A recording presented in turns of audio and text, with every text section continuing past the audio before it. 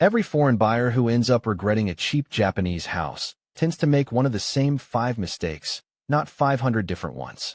This channel has covered each of these individually across other videos. This one puts them side by side, on purpose, because seeing the pattern is what actually prevents it. None of these 5 mistakes are exotic. All 5 are avoidable, cheaply, before you ever wire a deposit.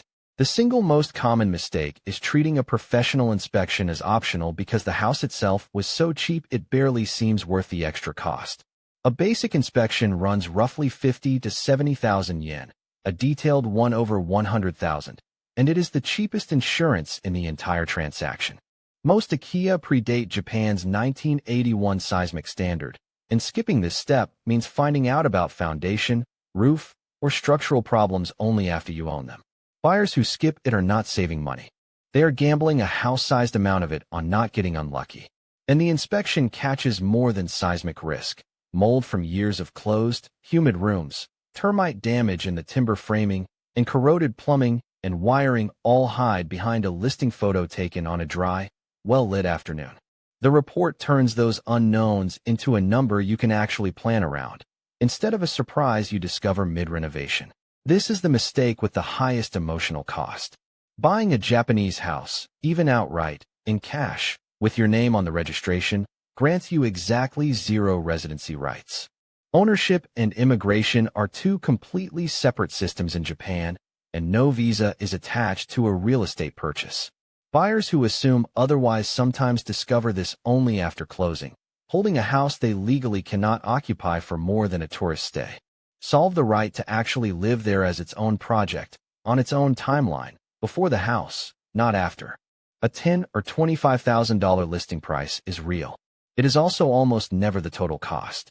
Closing fees, a judicial scrivener, registration and acquisition taxes commonly add 6 to 10% on top, and a genuine structural renovation regularly runs $30,000 to $65,000 once plumbing, wiring, and seismic work are addressed.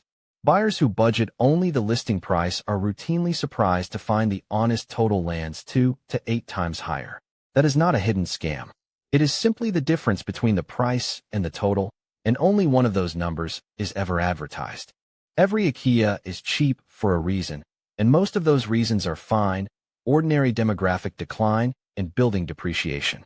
But some listings are cheap for a sharper reason: unresolved inheritance among multiple family members, unclear property boundaries, or residency conditions the local Akiya bank attaches specifically to screen out casual buyers.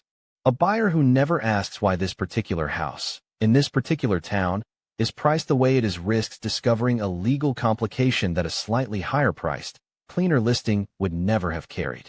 Even a small property tax detail belongs in this question. A habitable structure carries a steep tax discount that a demolished or unbuildable lot loses entirely, so an unusually low price can sometimes signal a legal or structural problem the discount can no longer protect against, not just ordinary neglect. The final mistake is shopping for a Japanese Akiya the way you would shop for a house back home, assuming financing will follow once you find the right property. Japanese banks are reluctant to lend to non-residents, and a wooden building past its statutory useful life is often treated as worth nothing by a lender's own calculations, regardless of its real condition. The overwhelming majority of foreign Akiya purchases are cash transactions.